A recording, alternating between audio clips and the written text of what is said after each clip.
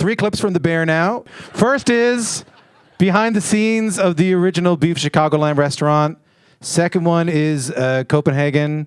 And third is your character, Neil, getting an opportunity to shine as a server. What do you remember? What do you remember from that? Yeah, we came up with that scene because I was just like, yo, this will be real funny if I just said what I said.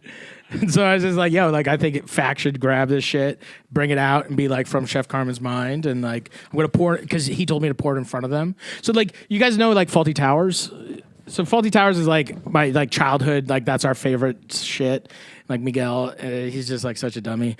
And so it's just like, yeah, I want to be like a dummy. So then we just made that scene. I was just like, yo, it'd be way funnier if I just like walked back with it. Because I was supposed to put it down like originally, but then we like we're working shit. Like we're always like pitching stuff and we're like, yo, this will be funny or this will be like dumb or like this sucks or change, whatever. Like in the moment, like we're very, very collaborative, you know?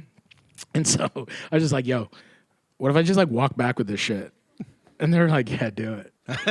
And so we did it. And then it just like turned into like that. And then it just, yeah. But like we're all like, yeah, we just like run shit and then we'll do it. That scene in Copenhagen is sort of speaks to what we were talking about earlier, where the show's not just about restaurants. The show's not just about food. The show's not just about drinking water out of liter containers. It's about something deeper. It's what do you think when you watch that conversation between those two chefs?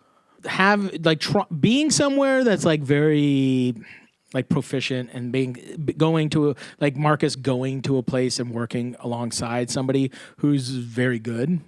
And then having that person just share any type of vulnerability in those settings is very, beautiful.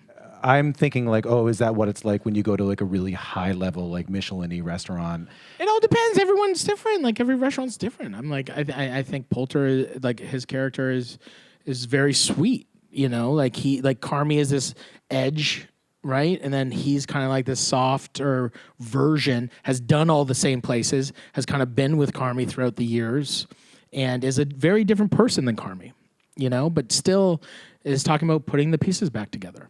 And it's like, maybe he's not as angry as Carmy, but he's still trying to put the pieces back together. And I think it's just like a continuous thing of trying to figure it out.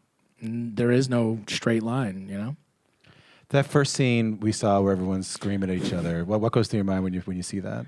It's just, I don't know, insane. But it is like, like that's not right. If you haven't seen it, like that's just like they started this app delivery thing and all the orders got backed.